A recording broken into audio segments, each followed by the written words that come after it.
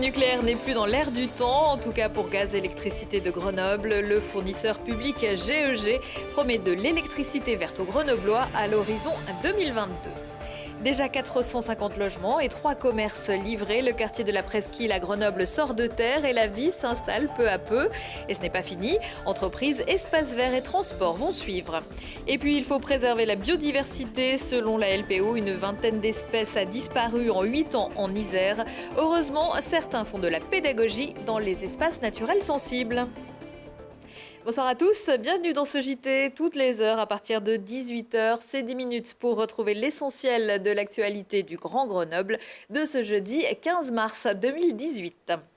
Plus on est de fous, plus on rit. Dans GEG, il y a Grenoble. Pourtant, l'opérateur public local s'exporte au-delà de la capitale des Alpes. 12 communes d'Isère et de Savoie ont rejoint au 1er mars le fournisseur grenoblois. GEG, qui fête ses 150 ans cette année, prévoit également pour 2022 de couvrir l'équivalent du niveau de consommation des Grenoblois avec 0% d'énergie nucléaire. Charlotte Faulkner. D'ici à 2022, 100% des besoins des Grenoblois seront couverts par de l'électricité verte. C'est le défi que s'est lancé GEG, multiplié par 3 la production d'énergie verte en 4 ans. À ce jour, GEG produit 147 gigawattheures grâce aux énergies renouvelables telles que l'hydraulique, le photovoltaïque, l'éolien ou encore le biométhane. Historiquement, l'hydraulique a toujours eu une part importante dans la région grenobloise, mais il pourrait bien être détrôné par l'éolien. La production devrait passer de 16 gigawattheures par an à 209 en 2022. Aujourd'hui, sur l'éolien, donc le potentiel en France, il est encore largement existant. Et là, on parle d'installations beaucoup plus importantes en termes de puissance. Nous, dans notre portefeuille de projets, nous avons des installations qui vont de 12 à 28 mégawatts.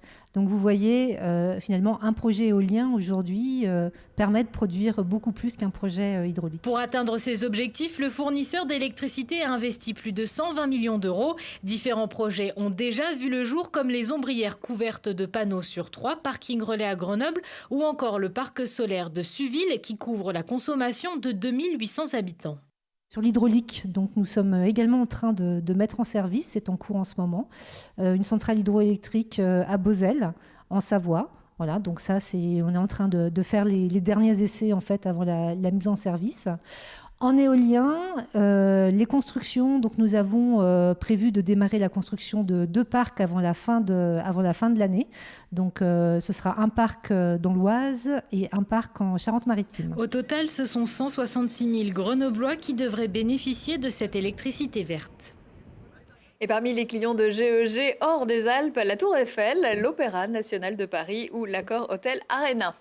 C'est le quartier qui monte. Le paysage de la Presqu'île à Grenoble se transforme. Il y a peu de temps, c'est l'école Simone Lagrange qui était inaugurée. Et en début de semaine, Inovia et la ville organisaient un point d'étape de ce secteur intégré au projet Giant.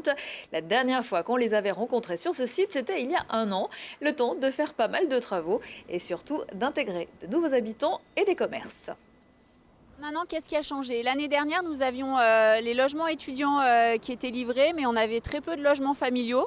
Donc là, on a un petit peu plus de la moitié des logements familiaux qui ont été livrés sur Cambridge, en rappelant qu'à terme, c'est un petit peu plus de 800 logements.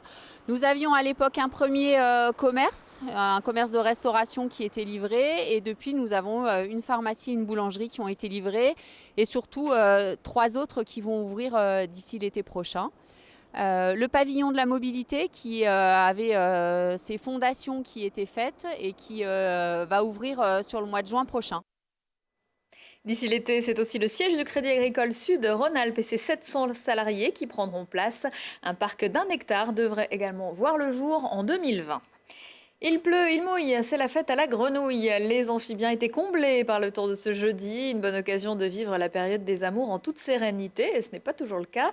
Selon la Ligue de protection des oiseaux, association de protection de la nature, 74% des espèces des milieux aquatiques et des zones humides seraient menacées dans le département. Un reportage au marais de Tessonnières à Voiron, où le comité écologique Voiron-Chartreuse, le Pivert et le Pays Voironnais organisaient une visite. Les pieds dans la boue, Mathias Arez. À quelques minutes au-dessus de Voiron, le marais de la Tessonnière est un ENS, espace naturel sensible. Reconnu pour sa forte concentration d'amphibiens, cette zone humide est une fois par an le théâtre d'une migration. Crapauds, grenouilles, tritons et même salamandres quittent leur forêt le temps de se reproduire. Au printemps, ils descendent dans la zone humide pour pondre leurs œufs, pour leur reproduction. Et très souvent, il y a une route entre les deux. Les amphibiens se font écraser. Et c'est pour ça qu'il y a beaucoup d'endroits où il y a des actions de protection des amphibiens en migration, comme ici. Depuis 6 ans déjà, la route séparant les deux zones d'habitat est fermée la nuit entre le 10 février et le 31 mars. Une manière de préserver la tranquillité des batraciens. Afin de sensibiliser tous les publics à la nécessité de protéger ces espaces, des visites gratuites sont organisées.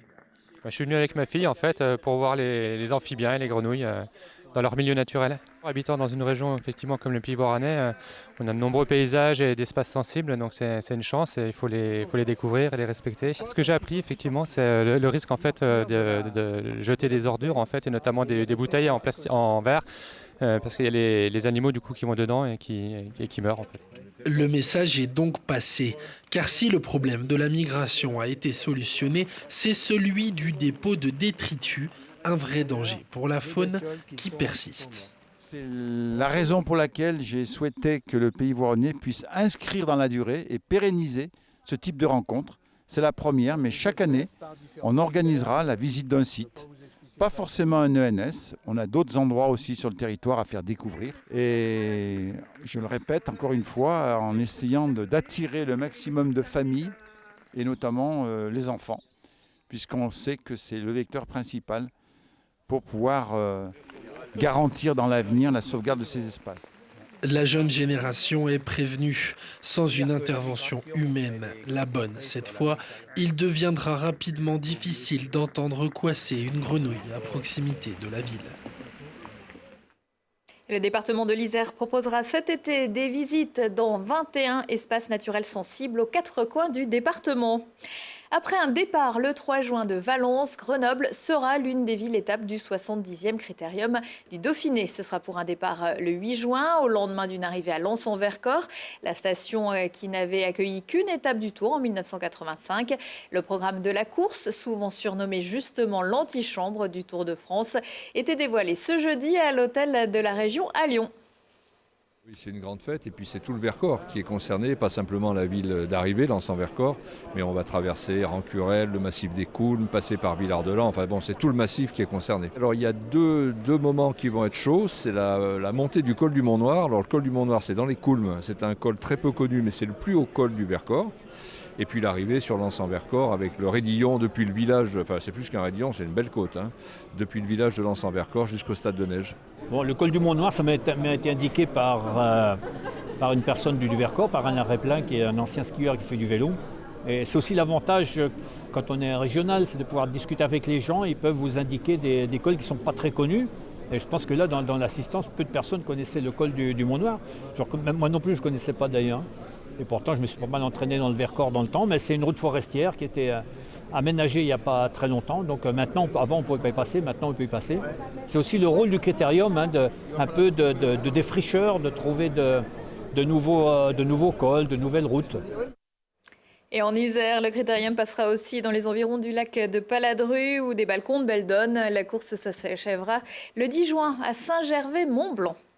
Les compteurs sont remis à zéro entre les brûleurs de loups et les boxeurs. Après avoir concédé la défaite chez eux mardi, les hockeyeurs bordelais ont emporté mercredi soir la 4e rencontre de cette demi-finale de Ligue Magnus en s'imposant face à Grenoble 3-2 dans les prolongations. Chaque équipe affiche donc 2 victoires. Grenoble tentera de reprendre l'avantage vendredi soir à 20h à Pôle Sud. Pour aller les encourager, Télé Grenoble vous fait gagner vos places sur sa page Facebook. Jouez avant vendredi 10h. Dans l'autre demi, Rouen est également revenu à la hauteur d'Amiens avec 2 victoires partout. À 19h15, 20h15 et 23h15, si on parlait. Aujourd'hui, avec ses invités, Thibault Leduc va jouer avec le feu pour terminer en beauté la 2e saison de l'opération Paysage et mettre la main à la pâte à l'occasion de la semaine de l'artisanat. Prochain rendez-vous avec l'actu dans 1 heure et en replay sur télégrenoble.net. Je vous souhaite une excellente soirée.